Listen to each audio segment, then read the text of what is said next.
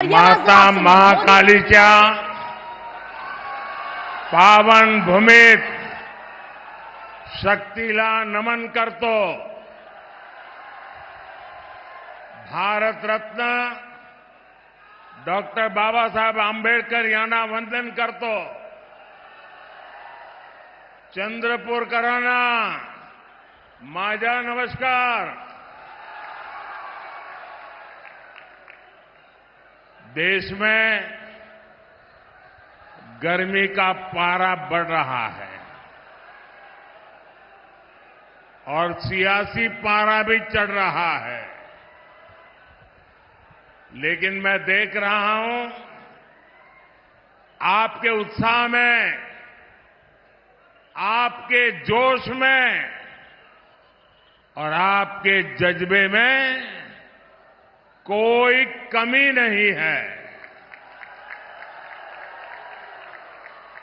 इस बार चंद्रपुर ने भी मन बना लिया है. फिर एक बार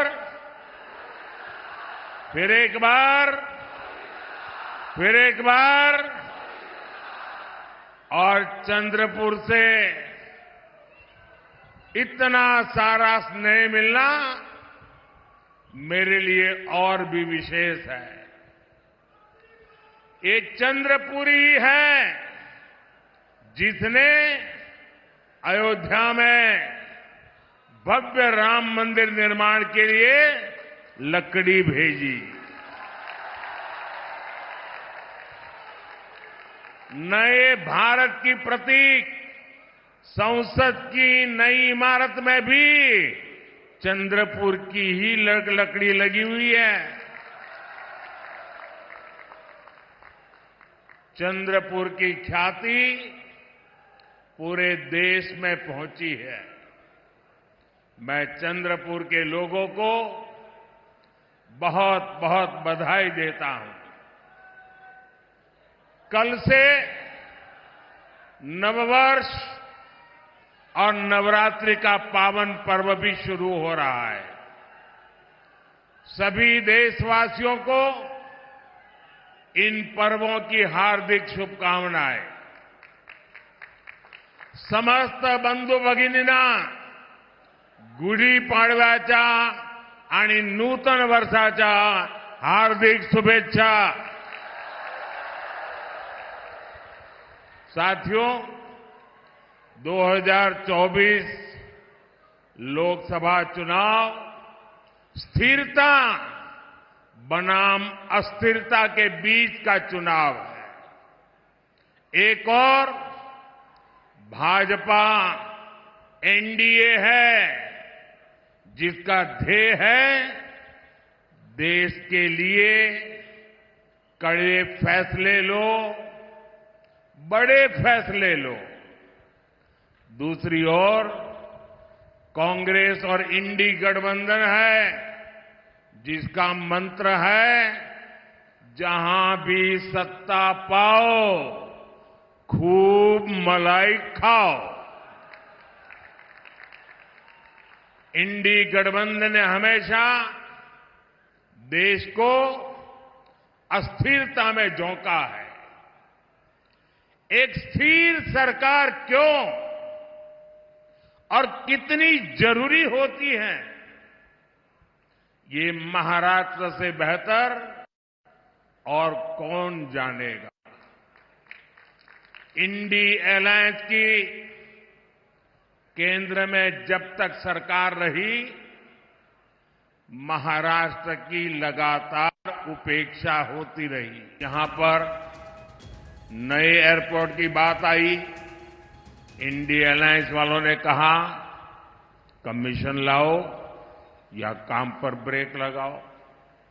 इन लोगों ने जलयुक्त शिवार योजना बंद कर दी.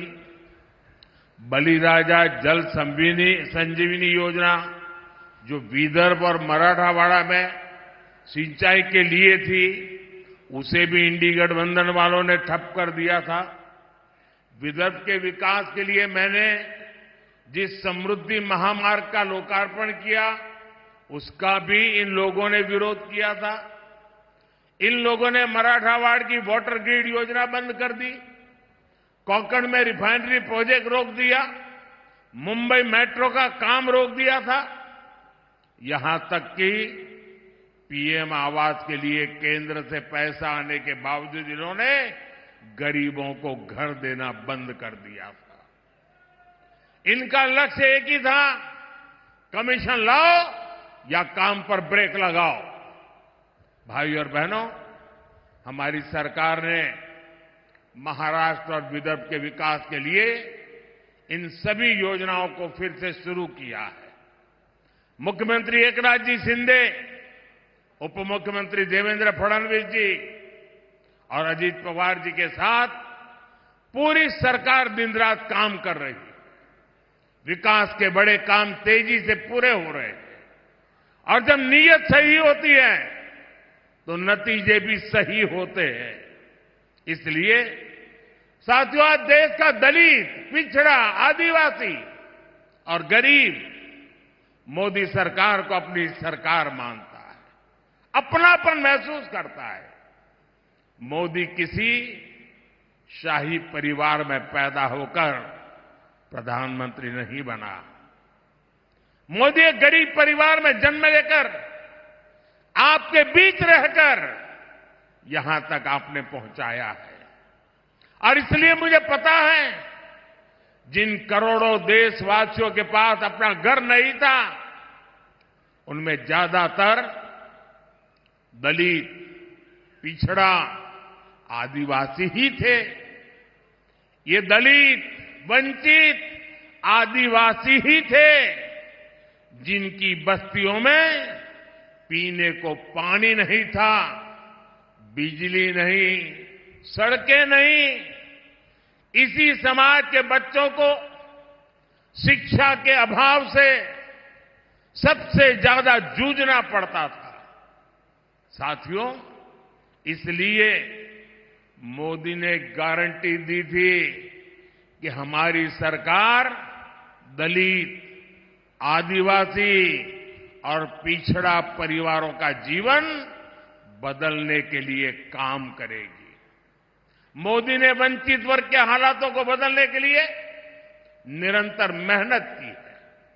देश में जिन 4 करोड़ गरीबों को पीएम आवास मिले हैं, उनमें सबसे ज्यादा इसी वर्ग के लोग हैं। हमने जिन 10 करोड़ से ज्यादा परिवारों को मुफ्त उज्ज्वला सिलेंडर दिया, वो कौन है? वो अधिकांश इसी वर्ग के लोग हैं। हमने वंचित वर्ग के हर परिवार के घर में शौचालय बनवाया है। आज हम 80 करोड़ से ज्यादा जरूरतमंदों को मुफ्त राशन दे रहे हैं। इसमें हमारे दलित, आदिवासी और पिछड़ा ही सबसे ज्यादा है। आपको पीछे मुड़कर देखने की जरूरत नहीं है। आप खुद का लगाओगे भी तो भी दिखाई नहीं देगा। आखिर तक लोग खड़े हैं। यहां कुछ लोगों को मन करता है जरा देखे पीछे कितने लोग हैं। जहां मेरी नजर पहुंचती है, मुझे लोग ही लोग नजर आ रहे हैं। और इसलिए आप लोग पीछे मुड़कर नहीं देखोगे तो चलेगा। आज 50 करोड़ से ज्यादा गरीबों को 5 लाख रुपए तक का मुफ्त इलाज मिल रहा है। आज जिन 11 करोड़ किसानों के खाते में किसान सम्मान निधि का पैसा जा रहा है, वो छोटे और कमजोर किसान ही है। आज हमारे दलित, वंचित, पिछड़ा और आदिवासी समाज के लोग सिर उठाकर जिंदगी जी रहे हैं।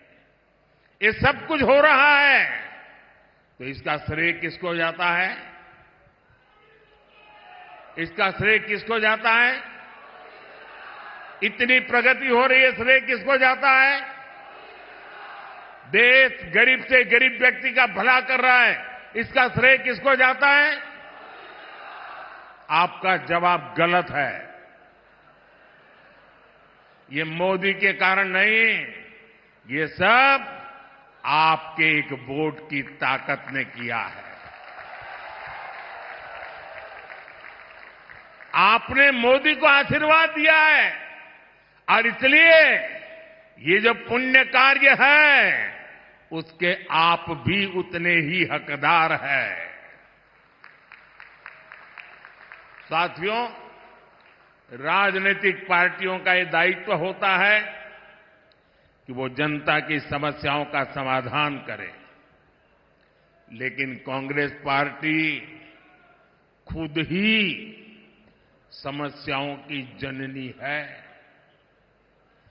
आप आजादी के बाद से गिनना शुरू करिए, देश का विभाजन हुआ, मजहब के नाम पर ये विभाजन किसने करवाया? किसने करवाया? किसने करवाया? देश आजाद होते ही कश्मीर में समस्या खड़ी कर दी गई। कश्मीर में समस्या किसने पैदा की? जरा पूरी ताकत से बताइए, दिल्ली तक आवाज जानी चाहिए। ये कश्मीर को किसने मुसीबत में डाला? हमारे आसपास ही दुनिया के कई देश आजाद हुए, वो हमसे कहीं आगे बढ़ गए, लेकिन हमारा भारत पिछड़ता गया। तब ज्यादातर समय देश में किसकी सरकार थी? देश दशकों तक आतंकवाद का शिकार रहा। आए दिन कहीं भी बम ब्लास्ट हो जाते थे। तुष्टीकरण के लिए आतंकवादियों को संरक्षण कौन देता था? आतंकवादियों को संरक्षण कौन देता था? देश में नक्सलवाद जैसी समस्या इतनी विकराल हो गई। ये लाल आतंक किसकी देन था? किसकी देन था? साथियों, आजादी के 7 दशक बाद तक राम मंदिर का 500 साल पुराना विवाद बना हुआ था। अयोध्या में राम मंदिर के निर्माण पर अड़ंगा कौन लगाता था? अड़ंगा कौन लगाता था? कोर्ट में किस पार्टी के लोग भगवान राम के अस्तित्व पर सवाल उठाते थे? कौन सी पार्टी के वकील सुप्रीम कोर्ट में जाकर कहते थे कि राम मंदिर पर फैसला न सुनाए?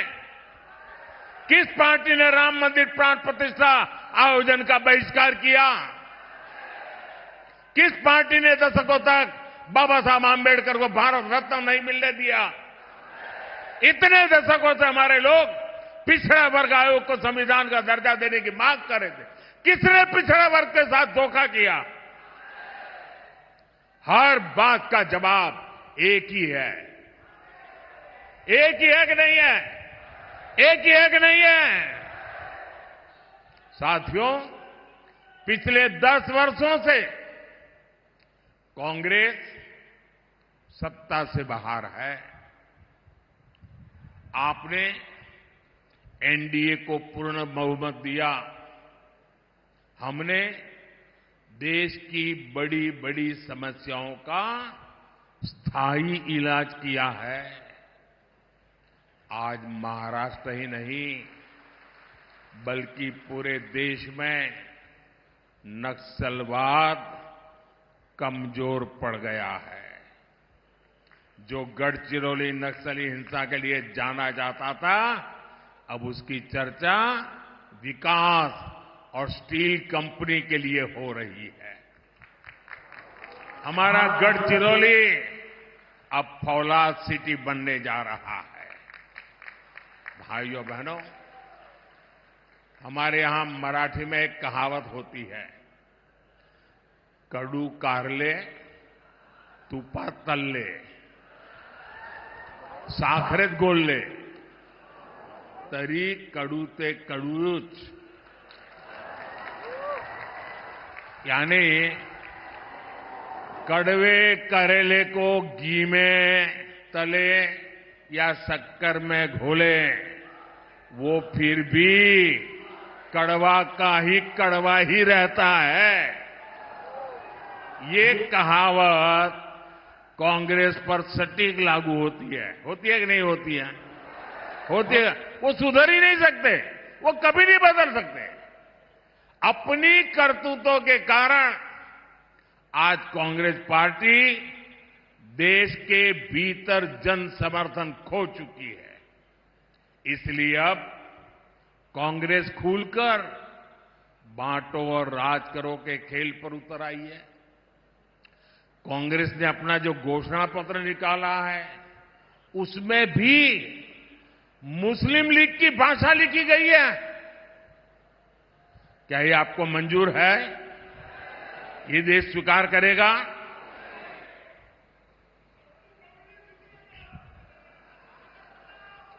इनके सांसद भारत के एक और विभाजन की बात कर रहे हैं। इंडिया अलायंस के लोग दक्षिण भारत को अलग करने की धमकी दे रहे हैं। इंडिया अलायंस में शामिल डीएमके पार्टी सनातन को डेंगू, मलेरिया कहकर उसके खात्मे की बात करती है। और कांग्रेस नकली शिवसेना वाले उन्हीं लोगों को महाराष्ट्र में लाकर उनसे रैली करवाते हैं। अभी 2-3 दिन पहले ही कांग्रेस के राष्ट्रीय अध्यक्ष ने एक और बयान दिया है। उन्होंने कहा है कि मोदी देश में जहां जाता है, दूसरे राज्यों में जाकर के वहां कश्मीर और आर्टिकल 370 की बातें क्यों करता है? आप मुझे बताइए, क्या ये कांग्रेस की विभाजनकारी सोच है कि नहीं है? कश्मीर हमारा है कि नहीं है? पूरे हिंदुस्तान का है कि नहीं है? हमारा सिरताज है कि नहीं है? क्या कश्मीर के लिए ये भाषा हमें मंजूर है? जब छत्रपति शिवाजी महाराज ने दिल्ली सल्तनत से मोर्चा लिया था, तब उन्होंने क्या ये कहा था कि दिल्ली में जो हो उसे मेरा क्या वास्ता? क्या कभी छत्रपति शिवाजी महाराज ने कहा था? क्या लोकमान्य तिलक कभी सोच सकते थे कि पंजाब में जलियांवाला बाग हत्याकांड हो तो उसे महाराष्ट्र का क्या वास्ता? कभी नहीं सोच सकते। जब कश्मीर आतंक की आग में झुलस रहा था, कश्मीरी पंडितों के घर जलाए जा रहे थे, तब स्वर्गीय बाला साहब ठाकरे खुलकर कांग्रेस के खिलाफ आए थे। तब बाला साहब ठाकरे जी ने नहीं सोचा कि कश्मीर में आग लगी है तो उससे महाराष्ट्र वालों का क्या वास्ता। मुझे खुशी है कि हमारे एकनाथ शिंदे जी और उनकी पार्टी बाला साहब के विचारों को पूरी मजबूती से आगे बढ़ा रही है। साथियों, भाजपा एनडीए ने गढ़चिरौली चिमूरी से अशोक नेते जी को और चंद्रपुर से मेरे पुराने साथी भाई सुधीर जी को अपना उम्मीदवार बनाया है। सुधीर जी ने मंत्री रहते हुए क्षेत्र के लिए लगातार काम किया है। इन उम्मीदवारों को आपका समर्थन मोदी को मजबूत करेगा। मेरा आप सबसे अनुरोध है कि 19 अप्रैल और 26 अप्रैल को भारी संख्या में मतदान करें। और मेरा आपसे आग्रह है, हर पोलिंग बूथ अपने पुराने सारे रिकॉर्ड तोड़ दे। तोड़ेंगे? इस चुनाव में हमें सबसे पहले पोलिंग बूथ जीतना है। जीतेंगे? पोलिंग बूथ में घर घर जाएंगे, लोगों से मतदान के लिए आग्रह करेंगे। गर्मी कितनी ही क्यों न हो, मतदान भारी होगा। सुबह सुबह मतदान कराओगे? अच्छा, मेरा एक और काम करोगे? ये सुधीर जी का काम नहीं है, मोदी का है। करोगे? ये अशोक जी का काम नहीं, मेरा काम है। करोगे? पक्का करोगे? सबके सब जरा हाथ ऊपर करके बताइए, करेंगे? मेरा एक काम करना कि चुनाव तक घर घर जाना और जाकर के कहना कि अपने मोदी जी चंद्रपुर आए थे और मोदी जी ने आपको प्रणाम भेजा है। पहुंचाएंगे मेरा प्रणाम? घर घर मेरा प्रणाम पहुंचाएंगे? एक बार फिर आप सभी का बहुत बहुत आभार। भारत माता की, भारत माता की, भारत माता की।